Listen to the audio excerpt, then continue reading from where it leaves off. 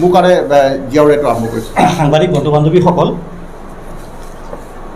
আপোনালোকৰ সময় নষ্ট নকৰি অতি চমুকৈ আমাৰ দলৰ স্থিতি আৰু চৰকাৰে যিটো সিদ্ধান্ত গ্ৰহণ কৰিছে সেই সিদ্ধান্তটোত কোন ধৰণৰ লেকিউনা আছে, কেনেকুৱা ধৰণৰ ভুল আৰু বিভ্ৰান্তি আছে, সেই কথাখিনি আমি আঙুলিয়াই চৰকাৰক দিব খুজিছোঁ। এইকাৰণেই যে চৰকাৰখনৰ এই সিদ্ধান্তই যাতে আমাৰ অসমৰ ল'ৰা ছোৱালীখিনিক এটা বিভ্ৰান্তিকৰ পৰিস্থিতিলৈ, এটা হতাশাজনক পৰিস্থিতিলৈ যাতে ঠেলি দিব নোৱাৰে। চৰকাৰে অসমৰ মাননীয় শিক্ষামন্ত্ৰী মহোদয়ৰ নেতৃত্বত 1 জুলাই তাৰিখে মানে যোৱাকালি যিটো কথা চৰকাৰৰ সিদ্ধান্ত ঘোষণা কৰিছে, তাৰ পিছত অসমৰ শিক্ষাৰ্থীসকল, অসমৰ অভিভাৱকসকল, অসমৰ শিক্ষক সমাজ সকলোৰে মাজত সাংঘাতিকভাৱে প্ৰতিক্ৰিয়াৰ সৃষ্টি হৈছে। আমি কিছু শিক্ষকৰ লগত কথা পাতিছোঁ, আমি কিছু অভিভাৱকৰ লগত কথা পাতিছোঁ। আমাক তেখেতসকলে এনেকুৱা কথাও কৈছে যে আচলতে আমাৰ এই চৰকাৰখনে আমাৰ মতামত নোলোৱাকৈ এনেকুৱা ধৰণৰ এটা সিদ্ধান্ত গ্ৰহণ কৰিছে, যিটো আচলতে গ্ৰহণযোগ্য সিদ্ধান্ত নহয়। এতিয়া কথাটো হ'ল, আমি এটা এটাকৈ কেইটামান ইম্পৰ্টেণ্ট পইণ্ট আপোনালোকক ক'ম। আমাৰ ওচৰত চৰকাৰৰ আটাইকেইখন নটিফিকেশ্যন আৰু যোৱাকালি তেখেতসকলে জাৰি কৰা প্ৰেছ ৰিলিজৰ কপি আছে, আৰু এই গোটেইখিনি আপোনালোকে নিশ্চয় পঢ়িছে, অসমৰ ৰাইজে, অভিভাৱকসকলে নিশ্চয় পঢ়িছে, আৰু তাৰ ভিত্তিত আমি কেইটামান কথা আপোনালোকৰ জৰিয়তে অসমবাসী ৰাইজ আৰু চৰকাৰৰ দৃষ্টিগোচৰ কৰিব খুজিছোঁ। আমি চৰকাৰৰ এই সিদ্ধান্তত সাংঘাতিকভাৱে আচৰিত হৈছোঁ। আচৰিত এইকাৰণেই হৈছোঁ যে যিসকল বিয়াগোম বিষয়ববীয়াই আৰু চৰকাৰী মেচিনাৰীয়ে এই পদ্ধতিটো এপ্লাই কৰিবৰ কাৰণে সিদ্ধান্ত গ্ৰহণ কৰিলে, তেওঁলোকে কিছুমান প্ৰেক্টিকেল বিষয়, বাস্তৱিক কিছুমান ইছ্যু, সেইবোৰ আচলতে তেখেতসকলে ভাবি চোৱা নাই নেকি, তেখেতসকলে সেইটো এড্ৰেছ কৰা নাই নেকি। কেইটামান উদাহৰণ আপোনালোকক দিওঁ। প্ৰথম কথাটো হৈছে, তেখেতসকলে কৈছে, মাননীয় শিক্ষামন্ত্ৰী ডাঙৰীয়াই কৈছে, তেখেতসকলৰ প্ৰেছ বিজ্ঞপ্তিত আছে আৰু অৰ্ডাৰতো এই কথাটো আছে, যে তেখেতসকলে কৈছে যে আমি এই যে নতুন যিটো ব্যৱস্থাৰে ইভালুৱেশ্যন কৰিম, মূল্যায়ন কৰিম, সেই মূল্যায়ন কৰিবৰ কাৰণে আমি পূৰ্বৰ যি ডাটা সংগ্ৰহ কৰিম স্কুলসমূহৰ পৰা, মানে আমাৰ গভৰ্ণমেণ্ট ছিষ্টেমত এই 100% ডাটা এভাইলেবল আছে। কথাটো আপোনালোকে মন কৰিব। মহোদয়ে, শিক্ষামন্ত্ৰী মহোদয়ে কৈছে যে আমাৰ ওচৰত 100% ডাটা এভাইলেবল আছে। আমি অসম জাতীয় পৰিষদে অসমৰ শিক্ষক সমাজ, অসমৰ ছাত্ৰ ছাত্ৰী সমাজ আৰু অসমৰ অভিভাৱক সমাজৰ পৰা গ্ৰহণ কৰা মতামতৰ ভিত্তিত আমি কৈ আছোঁ যে নহয়, আপোনালোকৰ ওচৰত 100% ৰেকৰ্ড নাই। কেনেকৈ ৰেকৰ্ড নাই, এটা উদাহৰণ আপোনালোকক দিওঁ। ক্লাছ 9ৰ, ক্লাছ 10ৰ, ক্লাছ 11ৰ যিবোৰ ইণ্টাৰনেল এক্সামিনেশ্যন হয়, ক্লাছ 9ৰ বছৰেকীয়া পৰীক্ষা, ক্লাছ 10ৰ প্ৰি ফাইনেল টেষ্ট, এইবোৰ যিবোৰ পৰীক্ষা অনুষ্ঠিত হয়, ইউনিট টেষ্ট হয়, সেই ইউনিট টেষ্ট নহয়, মানে যিবোৰ ফাইনেল পৰীক্ষা, বছৰৰ শেষত যিবোৰ পৰীক্ষা অনুষ্ঠিত হয়, সেই পৰীক্ষাসমূহ অৰ্গেনাইজ কৰে, পাতে ডিষ্ট্ৰিক্ট লেভেলৰ এখন চৰকাৰী কমিটি থাকে। সেই কমিটিখনৰ নাম হৈছে district level internal examination committee, DLIEC বুলি এখন কমিটি থাকে, যিখন কমিটিৰ অধ্যক্ষ থাকে জিলাৰ এগৰাকী ADC, অতিৰিক্ত উপায়ুক্ত এগৰাকী সেইখন কমিটিৰ অধ্যক্ষ থাকে, আৰু বেছিভাগ ক্ষেত্ৰতে জিলা অধিবিদ্যা পৰিষদৰ সচিবগৰাকী সেই কমিটিখনৰ সচিব হৈ থাকে। আৰু ল'ৰা ছোৱালীৰ যিবোৰ মাৰ্কশ্বিটৰ মানে মাৰ্কিং শ্বিট থাকে, সেই শ্বিটত তেখেত দুগৰাকীয়ে চাইন কৰিবলগীয়া হয়, এগৰাকীয়ে চাইন কৰিবলগীয়া হয়, আনগৰাকীয়ে কাউণ্টাৰ চাইন কৰিবলগীয়া হয়, আৰু সেইটো গভৰ্ণমেণ্টৰ এটা ভেলিড ডকুমেণ্ট, যিহেতু গভৰ্ণমেণ্টৰ অফিচিয়েলে তাত চাইন কৰে। এতিয়া কথাটো হ'ল, এনেকুৱা কিছুমান স্কুল আছে, বিশেষকৈ ব্যক্তিগত খণ্ডত এনেকুৱা কিছুমান স্কুল আছে, আৰু আমি এনেকুৱাকৈ গম পাইছোঁ যে প্ৰায় অসমৰ প্ৰায় আধা সংখ্যক ব্যক্তিগত খণ্ডৰ স্কুল আছে, যিসকল এই DLIECৰ অধীনত নপৰে। তেওঁলোকে DLIECৰ অধীনত অনুষ্ঠিত পৰীক্ষাত তেওঁলোকে অংশগ্ৰহণ নকৰে, কাৰণ DLIECৰ অধীনত পৰীক্ষা অনুষ্ঠিত কৰাটো ব্যক্তিগত খণ্ডৰ স্কুলসমূহৰ ক্ষেত্ৰত বাধ্যতামূলক কৰা হোৱা নাছিল। এতিয়া প্ৰশ্নটো হ'ল, যদি এই DLIEC পৰীক্ষাৰ অধীনত যিসকল ল'ৰা ছোৱালীয়ে পৰীক্ষা দিয়া নাই, তেওঁলোকৰ মাৰ্কছখিনিক, তেওঁলোকৰ নম্বৰছখিনিক, তেওঁলোকৰ ইভালুৱেশ্যনক আমি কেনেকৈ ভেলিড ডকুমেণ্টেড ইভালুৱেশ্যন হিচাপে গণ্য কৰিম? এই প্ৰশ্নটোৰ উত্তৰ চৰকাৰে বিচাৰিছিল নে? কাৰণ ধৰি লওক, মই এখন ব্যক্তিগত স্কুল চলাওঁ আৰু চৰকাৰে আমাৰ পৰা নম্বৰ বিচাৰিছে, অথচ আমাৰ ওচৰত পৰ্যাপ্ত পৰিমাণে ডকুমেণ্ট নাই। কেনেকৈ ডকুমেণ্ট নাথাকে তাৰ পিছলৈ আহি আছোঁ। এতিয়া মইতো মোৰ স্বজনতোখনৰ ভিত্তিত উত্তৰ দিব, এনেকুৱা বহুত স্কুল আছে, দিব পাৰে কোনোবাই। গতিকে এই পৰীক্ষাৰ যি ইভালুৱেশ্যনৰ মেথড, যি ছিষ্টেম, এইটো সকলো ছাত্ৰ ছাত্ৰীক জাষ্টিফিকেশ্যন দিয়া নহ'ব, এই ব্যৱস্থাটো জাষ্টিফাইড নহ'ব। এইটো প্ৰথম পইণ্ট। দ্বিতীয় পইণ্টটো হ'ল কোৱা হৈছে যে ক্লাছ 10ৰ যিটো পৰীক্ষা হ'ব তাত প্ৰি ফাইনেল এক্সামিনেশ্যনৰ পৰা 40% মাৰ্কছ লোৱা হ'ব। কোৱা হৈছে নহয় ক্লাছ 9ৰ পৰা 40%, ক্লাছ 10ৰ পৰা 40%। এইবাৰ যোৱা যিটো একাডেমিক এয়াৰ গৈছে, এইটো একাডেমিক এয়াৰত অসমৰ বেছিভাগ জিলাত বা বেছিভাগ স্কুলত প্ৰি ফাইনেল এক্সামিনেশ্যনটো হোৱা নাই। যিহেতু যোৱা এটা বছৰে ক'ভিড পৰিস্থিতিৰ কাৰণে স্কুলবিলাকত সুচাৰুৰূপে ক্লাছ হোৱা নাছিল, স্কুলত এটেণ্ডেঞ্চ কম্পালচৰি নাছিল, গতিকে বেছিভাগ ক্ষেত্ৰতে দেখা গৈছে যে এই যিখন আমাৰ কমিটিৰ কথা মই কৈছিলোঁ DLIEC কমিটি, সেই কমিটিয়ে বেছিভাগ জিলাতে বা বেছিভাগ স্কুলৰ ক্ষেত্ৰতে এইটো হৈছে যে তেওঁলোকৰ অধীনত পৰীক্ষা অনুষ্ঠিত কৰা নাই। যদি তেওঁলোকৰ অধীনত সেই পৰীক্ষাটো হোৱা নাই, তেতিয়াহ'লে আপুনি মাৰ্কছটো ক'ৰ পৰা কি ভেলিড ডকুমেণ্টৰ পৰা কালেক্ট কৰিব? দ্বিতীয়ৰ বি পইণ্টটো হ'ল কিছুমান স্কুলে পৰীক্ষা পাতিছে। কেনেকৈ পাতিছে? তেওঁলোকে হয় স্কুলে নিজাকৈ পাতিছে, নহ'লে 10-12খন 20খন 50খন 100খন স্কুল লগ লগাই এটা ইউনিট বনাই পেলাই তেওঁলোকে এটা পৰীক্ষা পাতিছে। এতিয়া এই যি মাৰ্কিং ছিষ্টেম হ'ব, এই মাৰ্কিংটো সমানুপাতিক মাৰ্কিং হ'বনে? এইটো জাষ্টিফাইড হ'বনে? এই প্ৰশ্নবিলাকৰ উত্তৰ চৰকাৰে বিচাৰিছিল নেকি? তৃতীয় কথাটো হৈছে গভৰ্ণমেণ্টে কৈছে, মাননীয় শিক্ষামন্ত্ৰী মহোদয়ে কৈছে যে 20% নম্বৰ 40%, 40% আৰু 20%। 20% ক্লাছ 9ৰ মাৰ্কছৰ পৰা ল'ব, 40% ক্লাছ 9ৰ মাৰ্কছৰ পৰা ল'ব, 40% ক্লাছ 10ৰ মাৰ্কছৰ পৰা ল'ব, আৰু 20% কৈছে যে স্কুলৰ অথৰিটিয়ে তেওঁলোকে নিজৰ ডিছক্ৰিপশ্যন মতে 20% নম্বৰ দিব। কেনেকৈ দিব? কোৱা হৈছে যে হয় ইউনিট টেষ্টৰ ৰিজাল্টৰ ওপৰত ভিত্তি কৰি দিব, নহ'লে কোৱা হৈছে এটেণ্ডেঞ্চৰ ৰেকৰ্ডৰ পৰা দিব, নহ'লে ক কাৰিকুলাৰ এক্টিভিটিজৰ পৰা দিব, নহ'লে অনলাইন ক্লাছ পাৰফৰ্মেঞ্চৰ ওপৰত এই 20% মাৰ্কছটো তেওঁলোকে দিব। এতিয়া আমাৰ প্ৰশ্নটো হ'ল যোৱা এটা বছৰত স্কুলসমূহটোত বেছিভাগ ক্ষেত্ৰত জুন, জুলাই, আগষ্ট, প্ৰায় ছেপ্টেম্বৰলৈকে ক'ৰবাত স্কুলবোৰ খোলাই নাছিলে, আৰু স্কুলবিলাকে ইউনিট টেষ্ট পাতে নৱেম্বৰ মাহৰ আগলৈকে, নৱেম্বৰ মাহৰ পিছত আৰু ইউনিট টেষ্ট পতাৰ কথা নাহে। এতিয়া যোৱা বছৰটোৰ প্ৰায় 2/3 স্কুলেই হোৱা নাছিলে। এনেকুৱা অৱস্থাত স্কুলবোৰে ইউনিট টেষ্ট পাতিছিল নে? যদি তেওঁলোকে স্কুলবিলাকত ইউনিট টেষ্ট পতা নাই, তেতিয়াহ'লে তেওঁলোকে মাৰ্কিংটো ক'ৰ পৰা দিব? কেনেকৈ দিব? কোৱা হৈছে যে এটেণ্ডেঞ্চৰ পৰা দিব, কিন্তু যোৱা এটা বছৰত, যোৱা একাডেমিক বৰ্ষটোত আমাৰ স্কুলবিলাকত এটেণ্ডেঞ্চ আছিল নে 100%? এটেণ্ডেঞ্চটো কম্পালচাৰী নাছিল। বছৰৰ আধাতকৈ বেছি শিক্ষাবৰ্ষ স্কুল বন্ধ আছিল। চৰকাৰে বন্ধ কৰিবৰ কাৰণে নিৰ্দেশ দিছিল। চৰকাৰে এই কথাটো নাজানে নেকি যে আমিয়ে স্কুলবিলাক বন্ধ ৰাখিবৰ কাৰণে ক'ভিড পৰিস্থিতিৰ কাৰণে নিৰ্দেশনা দিছিলোঁ? যদি চৰকাৰৰ নিৰ্দেশনা মতে স্কুলবিলাকত এটেণ্ডেঞ্চ হোৱা নাছিলে, যদি চৰকাৰৰ নিৰ্দেশনা মতে স্কুলবিলাকত কম্পালচাৰী এটেণ্ডেঞ্চৰ ব্যৱস্থা নাছিলে, তেতিয়াহ'লে স্কুল অথৰিটিবিলাকে, প্ৰিন্সিপালসকলে, স্কুলৰ শিক্ষকসকলে এটেণ্ডেঞ্চৰ ওপৰত ভিত্তি কৰি কেনেকৈ তেওঁলোকে মাৰ্কিং দিব? নেক্সট পইণ্টটো তেওঁলোকে কৈছে যে নহ'লে ক কাৰিকুলাৰ এক্টিভিটিৰ পৰা দিব। যদি সেই দুটা নাই, ক কাৰিকুলাৰ এক্টিভিটিৰ পৰা দিব। এতিয়া প্ৰশ্নটো হ'ল সকলো স্কুলত ক কাৰিকুলাৰ এক্টিভিটি সমানে হয়নে? সকলো বিদ্যালয়ে ক কাৰিকুলাৰ এক্টিভিটিৰ ৰেকৰ্ড মেইনটেইন কৰেনে? আমি জনাত বহুত স্কুলে ক কাৰিকুলাৰ এক্টিভিটিৰ ৰেকৰ্ড মেইনটেইন নকৰে, কিন্তু কাৰণ এইটো ৰেকৰ্ড মেইনটেইন কৰাটো মেণ্ডেটৰী নহয়। এইটো ল'ৰা ছোৱালীৰ উৎকৰ্ষ সাধনৰ কাৰণে, শাৰীৰিক আৰু মানসিক উৎকৰ্ষ সাধনৰ কাৰণে কৰা হয়। এইটো ৰেকৰ্ড মেইনটেইন কৰিব লাগিব বুলি চৰকাৰৰ তেনেকুৱা কোনো নিৰ্দেশনা নাই। তেতিয়াহ'লে ক কাৰিকুলাৰ এক্টিভিটিজত কিছুমান স্কুলত যে ৰেকৰ্ড নাই, সেই ৰেকৰ্ডবিলাক তেওঁলোকে ক'ৰ পৰা উদ্ধাৰ কৰিব?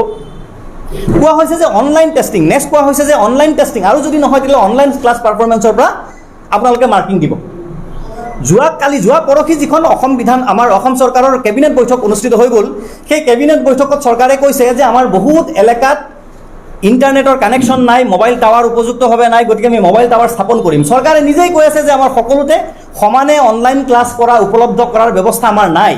তাৰমানে দেখা গৈছে এনেকুৱা বহুত ছাত্ৰ ছাত্ৰী আছে যাৰ ঘৰত মোবাইল নাই, এনেকুৱা বহুত ছাত্ৰ ছাত্ৰী আছে যাৰ ঘৰত এটা এণ্ড্ৰইড মোবাইল নাই, এনেকুৱা বহুত ছাত্ৰ ছাত্ৰী আছে যাৰ ঘৰত এণ্ড্ৰইড মোবাইল থাকিলেও উপযুক্তভাৱে তেওঁলোকে কানেকশ্যন নাপায়। তেওঁলোকৰ অনলাইন ক্লাছ পাৰফৰ্মেঞ্চৰ ওপৰত ভিত্তি কৰি শিক্ষকসকলে মাৰ্কছ ক'ৰ পৰা দিব? এই প্ৰশ্নবিলাকৰ উত্তৰ চৰকাৰে বিচাৰিছিল নে? তাৰপিছত 4 নম্বৰ পইণ্টটো হ'ল চৰকাৰে কৈছে যে এই যে স্কুলবিলাকে 20% মাৰ্কিং দিব, বা স্কুলবিলাকৰ পৰা লোৱা মাৰ্কৰ ভিত্তিত যিটো ইভালুৱেশ্যন কৰা হ'ব, তাত 10%তকৈ বেছি ভেৰিয়েশ্যন হ'ব নোৱাৰিব ৰিজাল্টৰ ক্ষেত্ৰত। এতিয়া কথাটো হ'ল তাৰ অৰ্থটো এইটো যে যোৱা বছৰ যিখন স্কুলত 10টা ল'ৰা ছোৱালীয়ে ফাৰ্ষ্ট ডিভিজন পাইছে, সেই ল'ৰা ছোৱালী সেই স্কুলখনত এইবাৰ 11টাতকৈ বেছি ল'ৰা ছোৱালীয়ে ফাৰ্ষ্ট ডিভিজন পাব নোৱাৰিব বা 9টাতকৈ কম ফাৰ্ষ্ট ডিভিজন পাব নোৱাৰিব। এতিয়া যিখন স্কুলত যোৱা বছৰ 10টাই ফাৰ্ষ্ট ডিভিজন পাইছে, এই বছৰ 20টাই ফাৰ্ষ্ট ডিভিজন নাপাব, এই কথাটো চৰকাৰে কেনেকৈ এছুৰ কৰিলে? কেনেকৈ নিয়মটো চৰকাৰে এই কথাটো কেনেকৈ ভাবিব পাৰিলে যে যিখন স্কুলত যোৱা বছৰ 10টাই মেট্ৰিক ফাৰ্ষ্ট ডিভিজন পাইছে, এইবাৰ 20টাই নাপাব বা এইবাৰ এটাই গোটেই 10টাই পাই যাব, এটাও যে নাপাব, এই গেৰাণ্টিটো চৰকাৰে ক'ৰ পৰা ল'লে? তাৰপিছত চৰকাৰে কৈছে আটাইতকৈ যিটো মাৰাত্মক পইণ্ট আমাৰ খাটনিয়াৰ আমাৰ বৰঠাকুৰ ডাঙৰীয়া ইতিমধ্যে কৈছে, আটাইতকৈ ডাঙৰ যিটো অবিবেচক কথা চৰকাৰে ক'লে সেইটো কৈছে যে এই যিটো মাৰ্কিং ব্যৱস্থা হ'ব ইভালুৱেশ্যনৰ ভিত্তিত, সেই ইভালুৱেশ্যনৰ মাৰ্কিঙৰ কোনো অফিচিয়েল ভেলিডিটি নাথাকিব। তাৰমানে কোনোবা চৰকাৰী পৰীক্ষাত যদি অৱতীৰ্ণ হ'বলগীয়া হয়, চৰকাৰী পৰীক্ষাত যদি অৱতীৰ্ণ হ'বলগীয়া হয়, যদি কিবা চাকৰিৰ কাৰণে পৰীক্ষাত অৱতীৰ্ণ হ'বলগীয়া হয়, তেতিয়াহ'লে এই মাৰ্কছটো প্ৰযোজ্য নহ'ব। তেতিয়াহ'লে এই পৰীক্ষাটো আপোনালোকে পাতি কিয় আছে? যদি এই মাৰ্কছৰ একো ভেলিডিটিয়েই নাই, অফিচিয়েল ভেলিডিটিয়ে যদি নাই, ইয়াৰ ভিত্তিত যদি ল'ৰাজনে দিল্লী ইউনিভাৰ্চিটিত গৈ এণ্ট্ৰেঞ্চ দিব নোৱাৰে, তেতিয়াহ'লে আপোনালোকে এই বিয়াগোম চৰকাৰী শক্তিটোক অপব্যৱহাৰ কিয় কৰি আছে? অদৰকাৰী কাম এটাত কিয় ব্যৱহাৰ কৰি আছে? ঠিক আছে, অ'কে, মানি লৈছোঁ আপোনালোকে কৰি আছে, কৰিব লগা হৈছে, বাধ্যবাধকতা আছে। আকৌ আপোনালোকে কি কৈছে, যিসকল এই পৰীক্ষাটোত ছেটিছফাইড নহ'ব, এই মাৰ্কিঙত ছেটিছফাইড নহ'ব, বা তেওঁলোকে এণ্ট্ৰেঞ্চ পৰীক্ষা দিব লাগিব, বা তেওঁলোকে চাকৰিৰ কাৰণে এপ্লাই কৰিব লগা পৰিস্থিতি হ'ব, তেওঁলোকে কি কৰিব লাগিব? আকৌ পৰীক্ষা দিব লাগিব। এতিয়া প্ৰশ্নটো হ'ল, আকৌ পৰীক্ষা ধৰি লওক আমি জানুৱাৰী মাহত পাতিলোঁ, আমি মাৰ্চ মাহত পাতিলোঁ, ক'ভিড অভাৰ হোৱাৰ পিছত। এতিয়া তেতিয়া সেই ল'ৰাজনে বা সেই ছোৱালীজনীয়ে তেওঁৰ TDC মানে গ্ৰেজুৱেশ্যনৰ পঢ়া পঢ়িব, বা মেট্ৰিক পাছ কৰা ল'ৰা ছোৱালীয়ে তেওঁৰ হায়াৰ ছেকেণ্ডেৰী পঢ়া পঢ়িব, নে তেওঁ আকৌ সেই ক্লাছ 9-10ৰ পঢ়া পঢ়িব, আকৌ তেওঁ হায়াৰ ছেকেণ্ডেৰী পঢ়া পঢ়িব? ল'ৰা ছোৱালীবিলাকক এটা বিভ্ৰান্তিকৰ অৱস্থাৰ ফালে, এটা মানে অনিশ্চিত ভৱিষ্যতৰ ফালে চৰকাৰে পঠিয়াই দিয়া নাইনে? হায়াৰ ছেকেণ্ডেৰীৰ ক্ষেত্ৰত চৰকাৰে কি কৈছে যে মেট্ৰিকৰ পৰা 50% নম্বৰ লোৱা হ'ব, আৰু কোৱা হৈছে যে মেট্ৰিকত তেওঁ তিনিটা ছাবজেক্টত বেষ্ট নাম্বাৰ পাইছে, আটাইতকৈ ভাল নাম্বাৰ পাইছে, সেই 3টা ছাবজেক্ট চুজ কৰি তাৰ পৰা এভাৰেজ উলিয়াই এটা পাৰ্চেণ্টেজ মাৰ্ক, তাৰ পৰা 50% মাৰ্ক লোৱা হ'ব। ভাল কথা, এইটো সুন্দৰ, বাকীবিলাকতকৈ এইটো সুন্দৰ। কিন্তু কথাটো হ'ল, সকলো ল'ৰা ছোৱালীয়ে সমানে মাৰ্কছ পাইছেনে? এই যে 3টা ছাবজেক্টৰ পৰা মাৰ্কছ লোৱা হ'ব, প্ৰাইভেট স্কুলবিলাকৰ কথা, যাৰ কথা মই ইতিমধ্যে আপোনালোকক ক'লোঁ, সেই স্কুলবিলাকে এই মাৰ্কছবিলাক দিওঁতে তেওঁলোকে সমানুপাতিকভাৱে দিব পাৰিবনে, দিয়া নাই বুলি কেনেকৈ নিশ্চিত কৰিব? কোন অথৰিটিয়ে সেইটো চাব? সেইটোতো প্ৰিন্সিপালে চাইন কৰি যিখন কাগজ দিব তাৰ ওপৰতে ভিত্তি কৰি হ'ব। তেওঁ যে অথেণ্টিক এটা মাৰ্কছ দিলে, সেইটো কেনেকৈ গেৰাণ্টেড হ'ব? তাতকৈ ডাঙৰ যিটো কথা, প্ৰি ফাইনেলৰ পৰা 40% মাৰ্ক লোৱা হ'ব বুলি কোৱা হৈছে মেট্ৰিকৰ। কিন্তু যোৱা বছৰ ইতিমধ্যে মেট্ৰিকৰ ক্ষেত্ৰত কৈছোঁ যে প্ৰি ফাইনেল এক্সামিনেশ্যনটো যোৱা বছৰ হোৱাই নাই, আৰু 10% যি স্কুলে দিব বুলি কোৱা হৈছে, নেক্সট 10% স্কুলে দিব বুলি কোৱা হৈছে হায়াৰ ছেকেণ্ডেৰীৰ ক্ষেত্ৰত। সেই 10%ৰ কথা ইতিমধ্যে 20%ৰ ক্ষেত্ৰত যিটো কথা প্ৰযোজ্য মেট্ৰিকৰ ক্ষেত্ৰত, হায়াৰ ছেকেণ্ডেৰী 10%ৰ ক্ষেত্ৰতো একে কথা প্ৰযোজ্য। স্কুলবিলাকত প্ৰপাৰ এটেণ্ডেঞ্চ নাছিল, ইউনিট টেষ্ট হোৱা নাছিল, স্কুলবিলাকত কো কাৰিকুলাৰ এক্টিভিটিজৰ ৰেকৰ্ড মেইনটেইন হোৱা নাই, বহুত স্কুল এনেকুৱা আছে। এই স্কুলবিলাকৰ ক্ষেত্ৰত কি হ'ব? এইখিনি কথা আমি অধ্যয়ন কৰি আমাৰ দলে উপলব্ধি কৰিছোঁ। আমি বিভিন্ন মানুহৰ লগত কথা পাতিছোঁ, শিক্ষাবিদসকলৰ লগত কথা পাতিছোঁ, শিক্ষকসকলৰ লগত কথা পাতিছোঁ, আমি ছাত্ৰ ছাত্ৰীৰ লগত কথা পাতিছোঁ, অভিভাৱকৰ লগত কথা পাতিছোঁ, আৰু পাতি আমি যিটো কথা, তেওঁলোকৰ মনৰ যিটো কথা আমি আপোনালোকৰ জৰিয়তে ৰাইজক আৰু চৰকাৰক জনাব খুজিছোঁ, সেইটো হৈছে যে চৰকাৰে এই যিটো সিদ্ধান্ত লৈছে, সেই সিদ্ধান্তত শিক্ষক সমাজ, ছাত্ৰ সমাজ, অভিভাৱক সমাজ, ৰাইজ, আমি দল সংগঠন কোনো ছেটিছফাইড নহয়। যিটো ব্যৱস্থাৰ ওপৰত ৰাইজ ছেটিছফাইড নহয়, এই ব্যৱস্থাটো প্ৰৱৰ্তন কৰাৰ আগতে, সিদ্ধান্ত লোৱাৰ আগতে ষ্টেক হোল্ডাৰবিলাকৰ লগত কথা নপতাকৈ ছাত্ৰ ছাত্ৰীৰ লগত, শিক্ষকসকলৰ লগত তেওঁলোকে কথা পাতিছে নে নাই, তাৰ কোনো অফিচিয়েল ৰেকৰ্ড আমাক তেওঁলোকে উপলব্ধ কৰোৱা নাই। এনেকুৱা এটা ব্যৱস্থা গ্ৰহণ কৰিব পৰা ব্যৱস্থা নহয়। এনেকুৱা ব্যৱস্থাই আমাৰ ল'ৰা ছোৱালীখিনিক অনিশ্চিত ভৱিষ্যতৰ দিশলৈ গতি কৰাই আমাৰ ল'ৰা ছোৱালীখিনিক এটা হতাশাজনক পৰিস্থিতিৰ ফালে চৰকাৰে ঠেলি দিব বিচৰা হৈছে, যিটো এটা আচলতে অবিবেচক, অদূৰদৰ্শী, এটা তুঘলকী আৰু ক'বলৈ গ'লে আনস্কিল্ড এটা কাম। আজি অলপ দিন আগতে লখিমপুৰৰ এগৰাকী ছাত্ৰীয়ে পৰীক্ষা অনুষ্ঠিত নহ'ব বুলি খবৰ পাই আত্মহত্যা কৰা বুলি খবৰ ওলাইছে বাতৰি কাকতত, নিউজত আপোনালোকে সকলোৱে জানে। যদি ছোৱালীজনীয়ে পৰীক্ষা অনুষ্ঠিত নোহোৱাৰ কাৰণে আত্মহত্যা কৰা কথাটো সঁচা হয়, তেনেহ'লে ভাবকচোন এই যিটো চৰকাৰে সিদ্ধান্ত গ্ৰহণ কৰিলে, এই চৰকাৰৰ সিদ্ধান্তই আমাৰ ল'ৰা ছোৱালীখিনিৰ ওপৰত কেনেকুৱা ধৰণৰ প্ৰভাৱ পেলাব পাৰে। বন্ধুসকল, এইখিনি আপোনালোকক ক'বলগীয়া আমাৰ মূল কথা আছিল। আমি চৰকাৰক এই সিদ্ধান্ত প্ৰত্যাহাৰ কৰি এনেকুৱা এটা সিদ্ধান্ত ল'বৰ কাৰণে আহ্বান জনাইছোঁ, যিটো সিদ্ধান্তই ল'ৰা ছোৱালীখিনিৰ প্ৰতি উপযুক্ত জাষ্টিছ দিয়ে, আৰু এই যিখিনি লেকিউনাৰ কথা আমি ক'লোঁ, সেই লেকিউনাৰখিনি যাতে দূৰ কৰি সকলোকে সমানভাৱে পৰীক্ষাত অংশগ্ৰহণ কৰাৰ আৰু সকলোকে জাষ্টিছ দিয়াৰ ব্যৱস্থা যাতে তেওঁলোকে কৰে, সেই কথাটো নিশ্চিত কৰিবৰ কাৰণে আমি চৰকাৰক অনুৰোধ কৰি আছোঁ। হয় হয়, চৰকাৰে এই সিদ্ধান্ত প্ৰত্যাহাৰ কৰক। এই সিদ্ধান্ত প্ৰত্যাহাৰ কৰি এনেকুৱা এটা ব্যৱস্থা প্ৰৱৰ্তন কৰক, যিটো ব্যৱস্থাৰ জৰিয়তে ল'ৰা ছোৱালীখিনিক জাষ্টিছ দিব পৰা যায়, আৰু এই যে ল'ৰা ছোৱালীক হতাশাজনক আৰু ল'ৰা ছোৱালীখিনিক এটা বিভ্ৰান্তিকৰ পৰিস্থিতিলৈ ঠেলি দিব বিচৰা হৈছে, সেই বিভ্ৰান্তিটো যাতে দূৰ হয় আৰু ল'ৰা ছোৱালীখিনি যাতে এটা সুস্থ সবল মন লৈ পঢ়াত তেওঁলোকে মনোনিৱেশ কৰিব পাৰে। আৰু এখন যিখন মাৰ্কশ্বিট তেওঁলোকে ইছ্যু কৰিছে, মাৰ্কশ্বিট ভৱিষ্যতৰ কাৰণে যদি এখন চাকৰি বাকৰিৰ ক্ষেত্ৰত যে প্ৰযোজ্য হয়, সেই কথাটো তেওঁলোকে থিৰাং কৰক। সেইটো আমি মন্ত্ৰীৰ কাৰণে তেওঁলোকক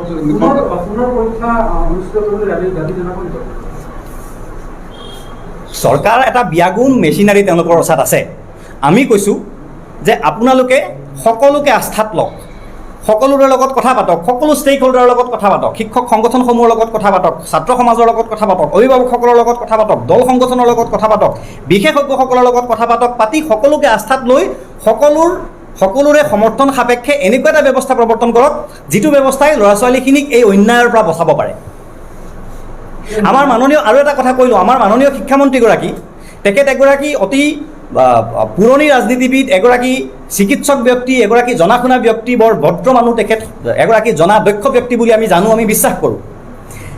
সেইগৰাকী শিক্ষামন্ত্ৰীয়ে আজি অলপ দিন আগতে কৈছে যে শিক্ষা বিভাগটোক সংস্কাৰ সাধন কৰিব লাগিব। যদি সংস্কাৰ সাধন কৰিবই লাগে, কোনটো বিভাগক সংস্কাৰ সাধন কৰিব, যিটো বিভাগ ইমান দিনে অসমৰ মাননীয় মুখ্যমন্ত্ৰীয়ে চলাই আছিল। এই বক্তব্যটো দি তেখেতে অসমৰ মাননীয় মুখ্যমন্ত্ৰীৰ কৰ্মদক্ষতাৰ ওপৰত প্ৰশ্ন উত্থাপন কৰা নাইনে? এই কথাবিলাক আমি এতিয়া ক'বলৈ যোৱা নাই, আমি খালী কথাবোৰ নোট কৰিছোঁ, আমি জানি থৈছোঁ, ৰাইজে এই কথাবোৰ নোট কৰি থৈছে। আজি শিক্ষামন্ত্ৰী এটা কথা কৈছে, কাইলৈ চিফ মিনিষ্টাৰে এটা কথা কৈছে, কাইলৈ সেবাৰ চেয়াৰমেনে এটা কথা কৈছে, কাউন্সিলৰ চেয়াৰমেনে এটা কথা কৈছে। আপোনালোকে নিশ্চয় কথাবোৰ মন কৰিছে। গতিকে তেখেতসকলৰ পৰস্পৰ বিৰোধী সেল্ফ কণ্ট্ৰাডিক্টৰী এই ষ্টেটমেণ্টবিলাক আৰু ডিচিশ্যনবিলাকে আমাৰ শিক্ষা মানে জগতখনক এটা অন্ধকাৰ ভৱিষ্যতৰ দিশলৈ, এটা বিভ্ৰান্তিকৰ, এটা হতাশাজনক ভৱিষ্যতৰ দিশলৈ গতি কৰোৱাইছে বুলি আমি ভাবোঁ। যেহেতু দুখনকৈ কমিটি গঠন কৰি দিয়া হৈছিলে আৰু কমিটিৰ যি বিকল্প মূল্যায়নৰ কাৰণে কমিটিকেইখনে যি পৰামৰ্শ দিছিলে, তাৰ ভিত্তিতে আজি চৰকাৰে সিদ্ধান্ত লৈছে। সেই কমিটিকেইখনৰ পৰামৰ্শ দিছিলে আছুৰ পৰা, আছু এপছুৰ পৰা আমাৰ ইয়াত সাহিত্যসভা তাতে উপস্থিত আছিলে। তেওঁলোকৰ পৰামৰ্শ ভিত্তিত মূল্যাংকন কৰা হৈছিল, আৰু সেই মূল্যাংকনৰ ভিত্তিত চৰকাৰে সিদ্ধান্ত গ্ৰহণ কৰিছে। আচলতে এই গোটেই প্ৰক্ৰিয়াটোত কমিটিকেইখন আৰু আছুৰ পৰা ধৰি সংগঠন দুখী নেকি? যিহেতু এই গোটেইখিনি ৰেছপঞ্চিবিলিটি চৰকাৰৰ, গতিকে প্ৰশ্ন আমি চৰকাৰক কৰিছোঁ। কোন ৰেছপঞ্চিবল, কোন নহয়, এইটো চৰকাৰে নিৰ্ধাৰণ কৰক। আমিতো চৰকাৰক চিনি পাওঁ, ৰাইজে চৰকাৰক চিনি পায়। মুখ্যমন্ত্ৰীয়ে নিজে শিক্ষামন্ত্ৰীয়ে নিজে প্ৰেছ কনফাৰেন্স দি পেলাই কথাখিনি কৈছে। গতিকে শিক্ষামন্ত্ৰীয়ে নিৰ্ধাৰণ কৰক তেখেতে কি সিদ্ধান্ত ল'ব। Ultimate responsibility goes on the government shoulder. শেষ কৰিলোঁ ন? আপোনালোকে ধন্যবাদ জনাইছোঁ।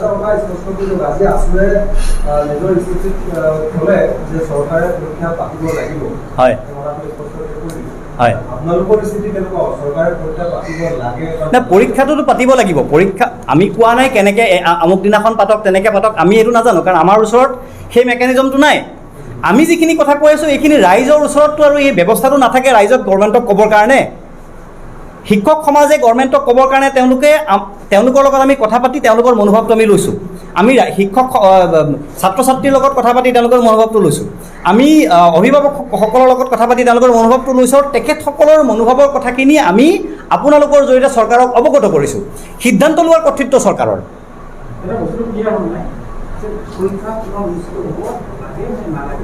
পৰীক্ষা অনুষ্ঠিতটো কৰিব লাগিব। পৰীক্ষা অনুষ্ঠিত নকৰিলে আমাৰ দেশৰ ব্যৱস্থাটোত পৰীক্ষা পতাটো কম্পালচৰি। কিন্তু কেনেকৈ পাতিব এইটো চৰকাৰৰ দায়িত্ব, এইটো চৰকাৰে ঠিক কৰক। মানে চৰকাৰে যিটো কাৰণ দৰ্শাই পেলাই ক'ভিডৰ যিটো জটিল পৰিস্থিতি উপস্থাপন কৰি পেলাই পৰীক্ষাটো বাতিল কৰা হৈছে, কিন্তু আমি যদি একেখন চৰকাৰৰ ৰাজনৈতিক চিন্তাবাদ যদি চাওঁ যে আপোনাৰ এক্সিকিউটিভ মিটিংটো হৈ গ'ল, তাতে ব্যাপক এটা মানুহৰ উপস্থিতি হৈছে, লগতে নৱনিৰ্বাচিত সভাপতি অসমৰ চাৰিওফালে ঘূৰি আছে, তাতো হাজাৰ হাজাৰ মানুহ সমাগম হৈছে, আৰু ইফালে আজিও আপোনাৰ যোগদান কৰ্মটো হৈয়ে আছে। গতিকে চৰকাৰে যিটো কাৰণত পৰীক্ষা বাতিল কৰিছে, কিন্তু নিজৰ যিটো ৰাজনৈতিক পুস্তক আছে তাত কিন্তু ইম্প্ৰেশ্যনটো এনেকুৱা লগা নাই যে ক'ভিড এতিয়াও জটিল হৈ আছে। চৰকাৰ আৰু চৰকাৰ চলোৱা দল তেখেতসকলৰ কথা আৰু কামৰ মাজত যে মিল নাই, এই কথাটো আপোনাৰ প্ৰশ্নৰ পৰাই ওলাই আহিছে। আমি আৰু কি ক'ম? আমি এই কথাটোকে চৰকাৰক কৈ আছোঁ যে আপোনালোকে কৈছে এটা, কৰিছে এটা। আপোনালোকে পৰীক্ষাটোৰ এই খেলি মেলিযুক্ত এটা ব্যৱস্থা কৰি আপোনালোকে আপোনালোকৰ নিজৰ ব্যৰ্থতাটোৰ উদঙাই দিয়া নাইনে? আমি বিচাৰোঁ আমাৰ চৰকাৰখন এখন সবল চৰকাৰ হওক, আমি বিচাৰোঁ আমাৰ চৰকাৰখন জনকল্যাণমুখী হওক, আমি বিচাৰোঁ আমাৰ চৰকাৰখনৰ প্ৰতি ৰাইজৰ আস্থা বাঢ়ক, আমি বিচাৰোঁ আমাৰ চৰকাৰখনে গ্ৰহণ কৰা সিদ্ধান্তই আমাৰ ল'ৰা ছোৱালীৰ ভৱিষ্যত উজ্জ্বল কৰক। কিন্তু প্ৰেক্টিকেলি আমি দেখিছোঁ সেইবোৰ একো হোৱা নাই, আৰু সেইকাৰণে আমি আমাৰ কনচাৰ্ণটো শ্ব' কৰিছোঁ যে নাই চৰকাৰ, আপোনালোকে আপোনালোকৰ ক্ষমতা বঢ়াওক, আপোনালোকে আপোনালোকৰ দক্ষতা বঢ়াওক, আপোনালোকে গভৰ্ণমেণ্ট ব্যৱস্থাটোক আপোনালোকে কেৱল ৰাজনৈতিক সুবিধা, ৰাজনৈতিক মুনাফা ল'বৰ কাৰণে ব্যৱহাৰ নকৰিব। এইখিনি আমাৰ কথা, আৰু সেইকাৰণে আমি কথাবোৰ ক'বলগীয়া হৈছে। আৰু আজি উদ্ভৱ হোৱা যি এই কনফিউজিং পৰিস্থিতি এটা হৈছে, খুব এনেকুৱা এটা বাতাবৰণৰ সৃষ্টি হৈছে, তাৰ বাবে আমি সম্পূৰ্ণভাৱে এই চৰকাৰখনকে জগৰীয়া কৰোঁ। কাৰণ আপোনালোকে যদি চাই, শিক্ষামন্ত্ৰীৰ পৰা আৰম্ভ কৰি ছেবাৰ সচিবৰ পৰা আৰম্ভ কৰি সকলোৱে সময়ে সময়ে দি অহা ফ্লিপ ফ্লপ যোনবিলাক ডিচিশ্যন, এই পৰীক্ষা হ'ব বা পৰীক্ষা আমি নাপাতো বা পৰীক্ষাৰ বিষয়ে আমি ভাবি আছোঁ, সময়ে সময়ে তেখেতলোকে আনষ্টেবল কিছুমান এনাউন্সমেণ্ট কৰি আহিছে, যিখিনিয়ে ছাত্ৰ ছাত্ৰীসকলৰ লগতে অভিভাৱকসকলকো এটা কনফিউজ ষ্টেট অফ মাইণ্ডত ৰাখি থৈছে।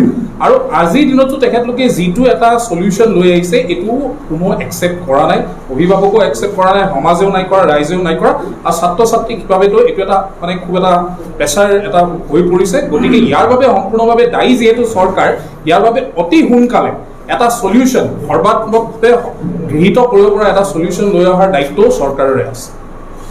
ধন্যবাদ দিছোঁ সকলোকে, আপোনালোকে আমাক সহযোগিতা কৰাৰ কাৰণে। একাপ ৰঙা চাহ খাই যাব ক'ভিড পৰিস্থিতিত।